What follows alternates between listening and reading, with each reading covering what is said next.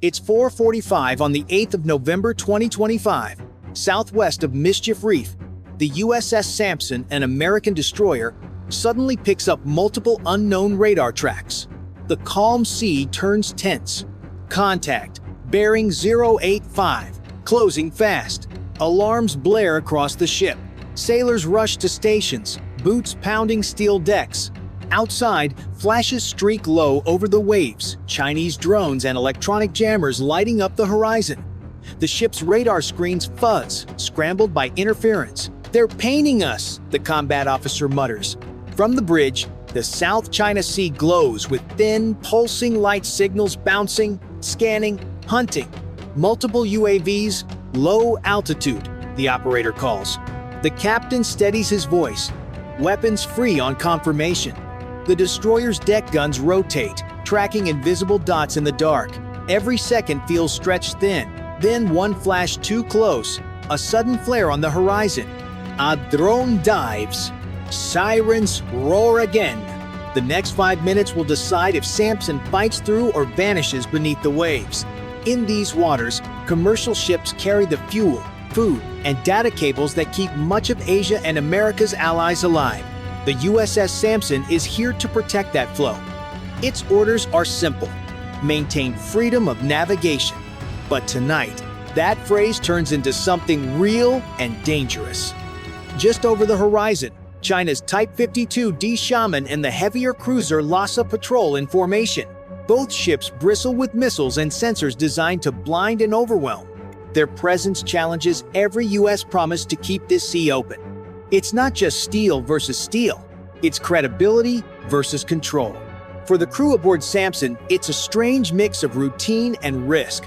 They've done these patrols 100 times, but now, radar signatures flicker in patterns that shouldn't exist. Electronic ghosts appear then vanish. The combat team suspects spoofing, a common prelude to something worse. Down in the Combat Information Center, sailors whisper updates as if the walls themselves might be listening. Chinese frigate closing range. New data link ping from Lhasa. The captain's jaw tightens. He knows every move is recorded, every reaction studied. One mistake could ignite something far bigger than this small patch of sea. Back home, none of this will make headlines unless something goes wrong. Every cargo route that threads through the South China Sea touches economies thousands of miles away. If this corridor closes, it's not just ships at risk. It's supply chains, fuel prices, and the quiet belief that the U.S. can still hold the line.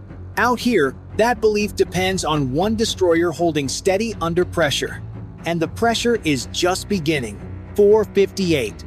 The first drone breaks formation and dives. Its heat signature spikes confirmation. Engage! Engage! The USS Sampson launches two SM-2 missiles. White fire rips across the dark sky. Explosions bloom mid-air, fragments scattering into the sea. One contact disappears, but three more blink alive. The battle has begun. Electronic noise fills the air. The Chinese Type 52D Xiamen lights up its fire control radar, painting the Sampson in sharp pulses.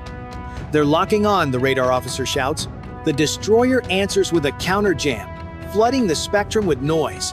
It's a duel of invisible power, electronic warfare as deadly as any missile. 5-6. Inbound, bearing 082. Four H-6 drones skim low over the waves. The ship's CIWS spins up with a scream of metal. Fire control auto. The gun roars, spitting tungsten at 4,500 rounds per minute. One drone bursts into flames. Another veers off, smoking. The crew cheers, but the captain doesn't smile. Don't celebrate yet. Above, the carrier Gerald R. Ford coordinates air cover from 80 miles away. F divided by A, 18 streak toward the fight, guided by AWACS relays struggling against jamming. "We're losing link," the comms tech warns. The captain switches to backup satellite feed. Every second counts. A lost signal can mean a lost ship. 5:18. Two YJ-18 missiles launch from Xiamen. Their supersonic trails cut the horizon.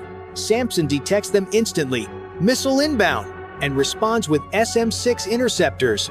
The first pair detonates mid-path. The second dives too fast. A near miss shakes the hull, water spraying across the deck. The radar flickers, then steadies. Still operational, the engineer confirms. Salt spray slicks the deck. Damage control teams reroute power, buying seconds. The bridge windows show only black water, but the scopes pulse with threats the eye can't see. The crew knows the next move isn't about pride, it's about survival. The first round is over, but the enemy is adapting, testing, learning. This isn't a drill, it's a chess match played with explosives. Out here in the dark, one question divides the crew and viewers alike. If you believe Samson should strike back harder, press 1. If you think restraint will keep the peace, press 9. 5:32. The sea turns ghostly under the gray dawn. Smoke drifts across the waves, lit by flashes of gunfire far off the port bow. The USS Samson pushes ahead at flank speed, sensors straining to pierce the interference. But new signals rise from the south, more drones, flying lower, smaller, and faster. Multiple contacts, 20 miles, the operator yells. The crew scrambles to reload. Sweat mixes with salt spray as hands move in rhythm missile, lock, confirm, fire. Another SM-2 arcs skyward, slicing through clouds toward the oncoming swarm. 2 drones vanish in fireballs, but the rest split formation, zigzagging through the radar clutter. From the east, Shaman launches decoy flares and electronic pulses. "We've lost target clarity," the technician calls out. "Switch to optical tracking." Camera zoom, hunting specks across the haze. One by one, the drones emerge barely larger than birds, but each carrying enough explosive to gut a destroyer. The captain steadies himself. "Helm, 5 degrees port. Bring us nose on to the threat." The ship turns sharply, bow-slicing white spray. By narrowing its profile, Samson buys seconds, just enough to reset defenses. The CIWS screams again, its barrels glowing red. The horizon erupts in staccato flashes. One drone disintegrates, another slams into the sea, detonating close enough to rattle bulkheads. Damage control reports come fast. Minor hull breach, aft section sealed. Power rerouted to forward array. Each voice is calm but tight, every repair, every decision, another thread holding the ship together. Then a voice cuts through the noise. "New signal, type 055 Lhasa entering range." The bridge goes silent for half a heartbeat. The Lhasa's massive radar signature means heavier weapons, longer reach. "They're tagging us for missile fire," the electronic warfare officer says. The captain looks at the tactical plot. Blue and red icons spin across the map, lines of attack and counterattack, forming a deadly dance. "We hold here," he says finally. No retreat. The crew nods, understanding what that means. Fight until something gives. Outside, thunder rolls not from weather, but from war. The next wave will decide whether Samson stays afloat or becomes the newest wreck on the seabed. 5:47. Just as the crew braces for another missile wave, the radar shows something new, tiny, erratic signals skimming just above the surface. "They're not drones," the sensor chief murmurs. "They're sea skimmers, mini torpedoes." The Lhasa has shifted tactics. Instead of targeting the sky, the enemy now attacks from below. The sonar operator's headset crackles. Multiple underwater tracks, closing fast 15 knots. The captain wastes no time. "Deploy countermeasures. Prepare ASROC." Explosive charges drop into the water, sending up white foam. A second later, the sea erupts. One torpedo detonated prematurely. Another dodges the blast and keeps coming. The crew grips railings as Samson turns hard to starboard, engines screaming. "Fire ASROC!"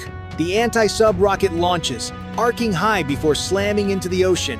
A deep rumble follows another hit. Cheers break out, brief and sharp, but the joy fades as new blips appear on the radar. More contacts inbound, dozens this time, the operator warns. The Lhasa isn't just testing now, it's hunting. The captain steadies his hand on the console. "They're trying to drive us into a kill box."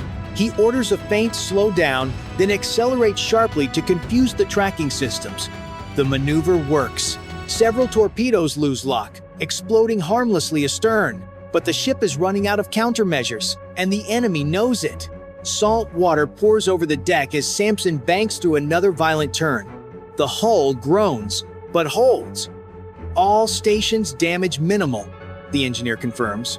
Somewhere beyond the haze, LHSA's radar spikes again, its vertical launch bays opening like steel jaws. Whatever comes next won't be a test. It'll be the real strike. 5:59. The horizon flashes white. LHSA's missile hatches flare open, launching a spread of YJ-18. They roar across the sea at supersonic speed, sea skimming only meters above the waves. Multiple inbound, bearing 075, Sampson's sensors scream. The captain doesn't hesitate. All batteries engage. The destroyer's VLS cells open like a line of dominoes. SM-6 missiles thunder out, leaving trails of smoke that vanish into the dawn. The radar fills with crossing vectors attack and defense colliding midair. One YJ-18 is destroyed, then another, but three slip through the intercept line, diving lower, faster. CIWS online. The gun spins, glowing red hot as the barrels unload. Each burst fills the air with tungsten and fire. One missile shatters in midair. The next burst close enough to send shrapnel slicing through the outer hull. Sparks rain down the corridor.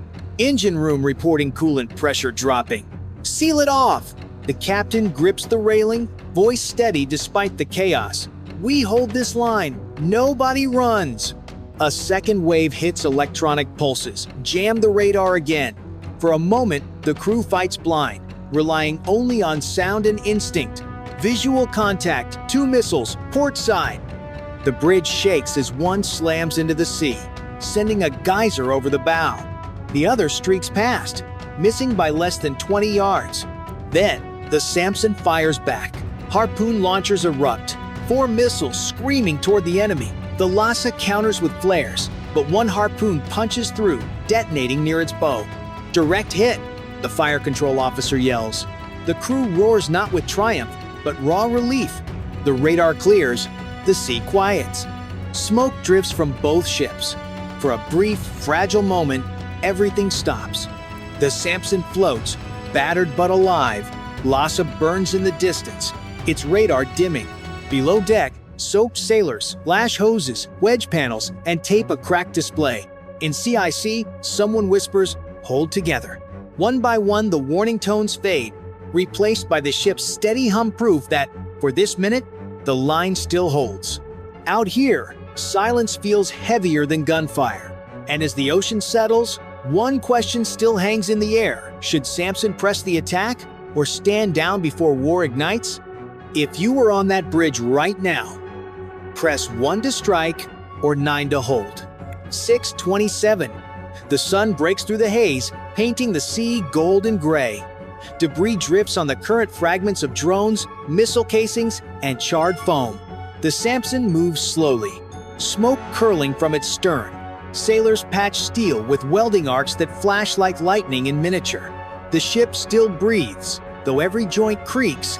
In the Combat Information Center, silence replaces chaos.